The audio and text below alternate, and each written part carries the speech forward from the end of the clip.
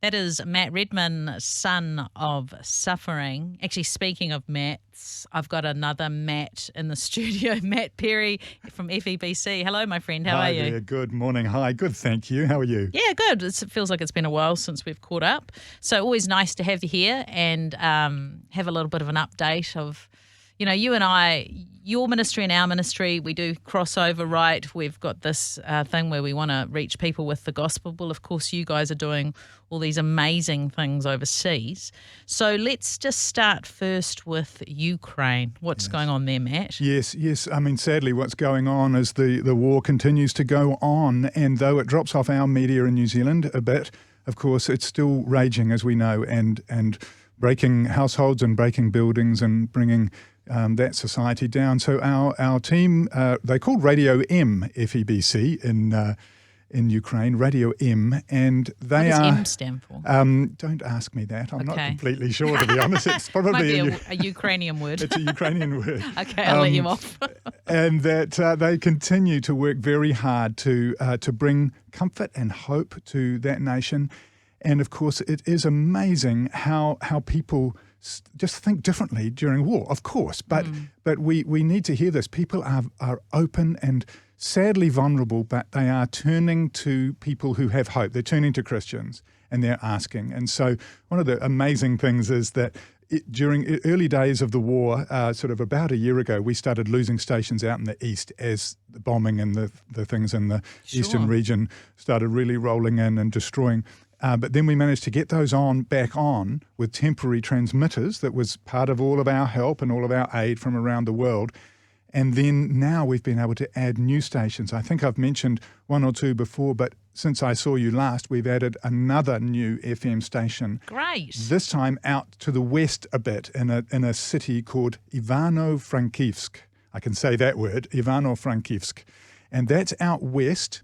It's about 750,000 people. But it's ballooned with about 80,000 refugees as well in and passing through. So new station there. When you say you've added you're saying an FM frequency. Yes. I find that hard to get my head around, right? Because here in New Zealand with Rema Media, we try and do that. They cost an absolute lot of money. There's a lot of competition.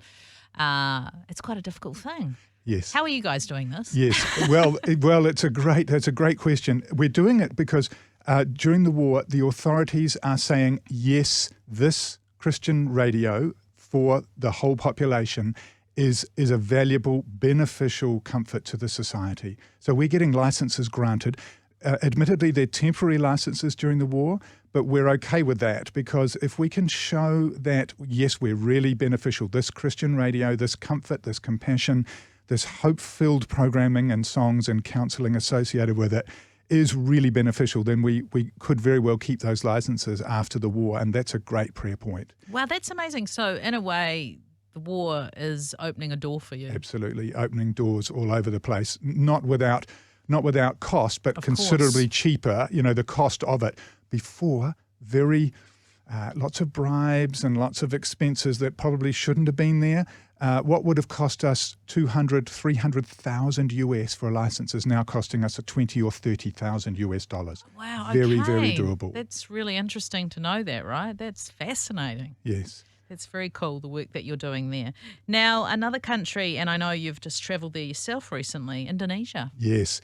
Yeah, Indonesia is an amazing country. We know often people say it's a Muslim country. Well, it's the most populous Muslim nation, but it has very strict rules and very strict guidelines about religion. There are 5 official religions, but that includes Catholicism, Christianity, Catholic Christianity, and evangelical Christianity, as well as a few others. What I found this time very interesting. We have 8 FM stations across Indonesia. They're all on, legit, licensed in that populated Muslim nation. Yeah. But what I heard from the team this time was that in some of the outer provinces, and we're aware that Aceh, northwest Indonesia, is under Sharia law. It's the only region under Sharia law, so quite strict Islamic. Every station, everywhere you hear the call to prayer 5 times a day. No one can get away from it. But other regions are starting to pressure their local authorities for more Sharia in their laws. So some of the outer regions, So that means that the local authorities are getting bolder. Now, I don't want to play this up too much, if you know what I mean, but this is definitely a trend.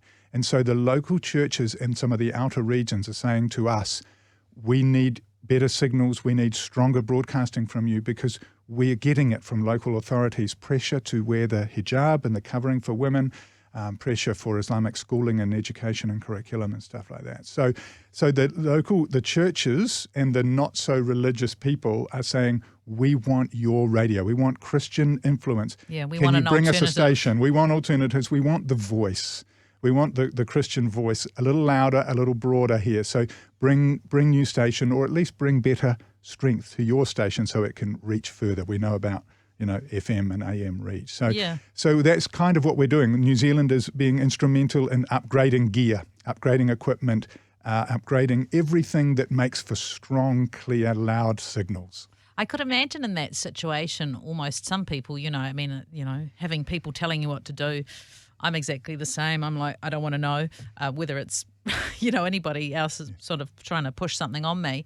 That by default would be going, okay, well, I'll listen to that Christian radio station because it's an alternative message. And by default, actually coming into the reality of Christ. Yes. That's exciting. Yes, absolutely. And, the programming, again, we have to remember programming like this in a place like Indonesia it's gentle, it's Christian values.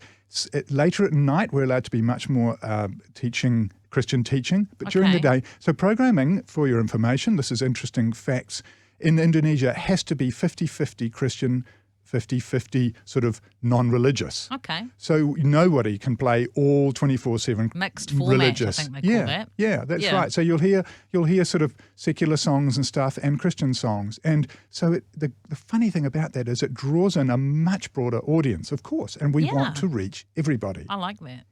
How about you travelling there, though? Is there, do you have to be sort of discreet about what you're doing there or is it sort of No, not okay? not in Indonesia. They're open. There's a big Christian population. You're allowed to be Christian there. There are other places where when I go there and FEBC staff go to other parts of Asia, some big countries that are often red on the map, that kind of thing. Yeah, those places. Those places, you have to be much more discreet. You're going as a tourist or business, and there are other sort of platform businesses that we're part of that we can legitimately visit. So by and large, there's only a few countries where Christians can't declare their faith. Not very many. But you have to be appropriate and prudent about how you present yourself. But our stations have spent years and years building a reputation and a profile that is respected and acceptable. And we don't go near politics, and that's the big deal. Well, that's a good thing.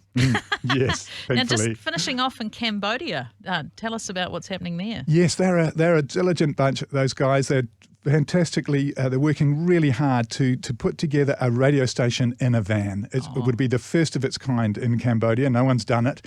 It's a population of about 17 million, but not a huge country, so you can get around. So New Zealand has been helping them put a radio station into a van. You've got to buy a nice van to start with, and then all this gear that you have around you. And that way we can get out to the provinces and the communes and the villages and the towns, universities and everything, and interview young people. And people who aren't necessarily listening to Christian radio, who may not even be aware, but talking to them on their terms about contemporary issues. And the one thing that we all know about, young people is that if we make them look good on TV, whether it's, with video, pictures, on social media, Yes. YouTube and so on, then they're happy to talk. Okay. And they like it. They can like it, they can comment, they can share. And so this is a big deal. A lot of young people are getting their information through video, radio, audio, online stuff, of course.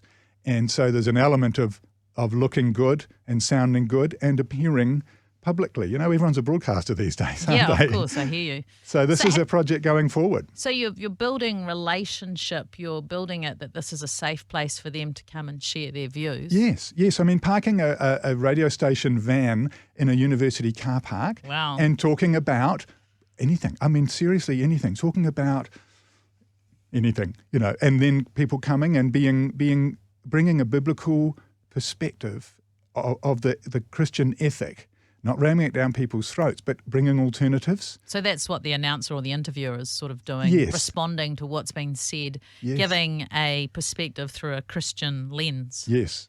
Yes, Nice. exactly. Yes, it just starts conversations and spreads. That's nice, right? To have conversation, to have different points of view and not to be threatened by each other. Yes, very healthy. That is very healthy. God can handle it. He can. We need more of that in this country. Hey, so good to chat with you. I love hearing the work that you're doing. For people who would like to follow more, the best place, social media and the website. Yes, FEBC.nz. Excellent. Matt Perry, thanks so much for your time today. Thank you.